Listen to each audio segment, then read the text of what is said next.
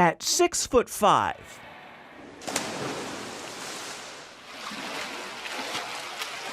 Cullen Jones's speed and skill in the swimming pool led to 2 gold and 2 silver Olympic medals.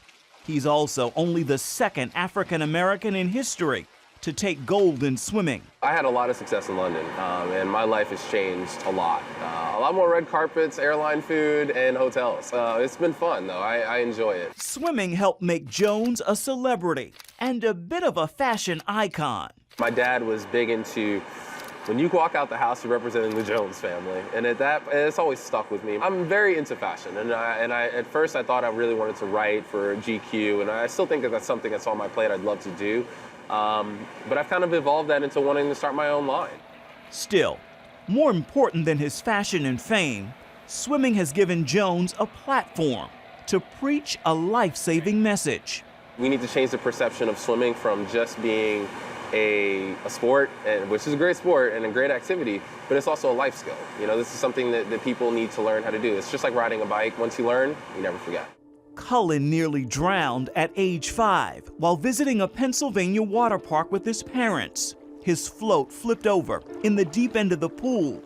It sent him plunging underwater for about 30 seconds.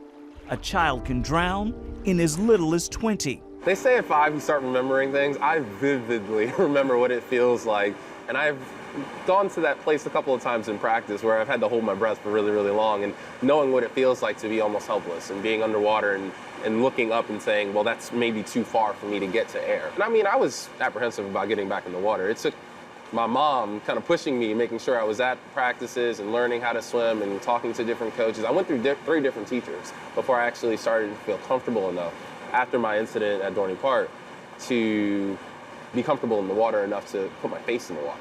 The Olympian now feels more at home in the water than out. When he's not training, he travels with the USA Swimming Foundation. Their Make a Splash tour helps children get comfortable in the water and beat the alarming statistics that Cullen rattles off to me without even thinking. 60% of Latin Americans don't know how to swim.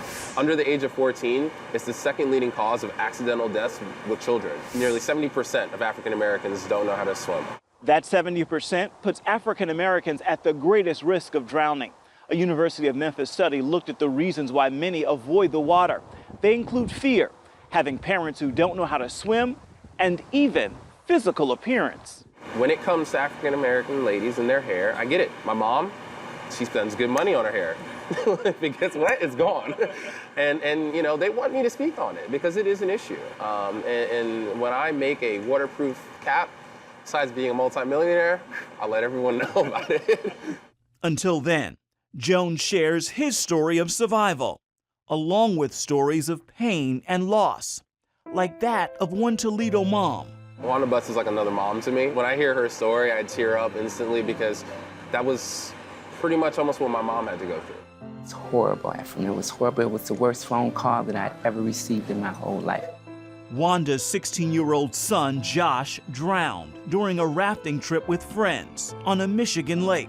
Josh was in the water on the raft, and he got in trouble. Somehow the raft floated out to where it got deeper and deeper, and Josh couldn't swim. My dad saw one of his relatives drown when he was a youngster. It gave him a tremendous fear of drowning. He instilled that in me. And so then I gave it to my son. A sign now stands at that lake, both as a warning and a reminder of Josh's drowning. I didn't know that Josh should know how to swim, but I know now that swimming is a life skill. A year after the tragedy, Wanda started a program to teach children to swim. It's called the Josh Project. Thousands of kids now swim thanks to the program. And one of the Josh Project's biggest supporters, Cullen Jones. No matter what, if you're blessed, you have to give back. So for me, my way of giving back, when I won in 2008 and I got a gold medal, a friend of mine said, "Do you know what you can do for the sport of swimming?" And I made that bigger. What do you know how you can give back? And working with the Make a Splash initiative was my way of giving back and getting my pastor off my back. Though he jokes about his pastor, Cullen prays all of his work, honors the faith that has sustained him since he was a child, and that pastor introduced him to Christianity. A month later, I found out my mom had cancer. And I think it helped me so much being at church every Sunday and hearing from my pastor and my pastor coming to me. That comfort gave young Cullen courage to share his faith with his hero, his father. My mom said I blew my dad out of the water. I was 12 years old, and I said, I'm not worried about seeing mom after she passes away. This was when she still had cancer. I'm not worried about her. I'll see her. But Dad, I'm worried about your soul because you don't go to church and you're so disconnected from church. That next Sunday, he never missed a day of church. He went every single Sunday. I was 12 years old. Mom beat cancer twice. Dad died of lung cancer when Cullen was just 16. Ronald Jones wore the number 41 when he played college basketball. Cullen wears that number and a cross on his back, no longer worried about his father's soul. He was at every single practice. He pushed me just because he was an athlete himself. Ephraim Graham, CBN News, Charlotte, North Carolina.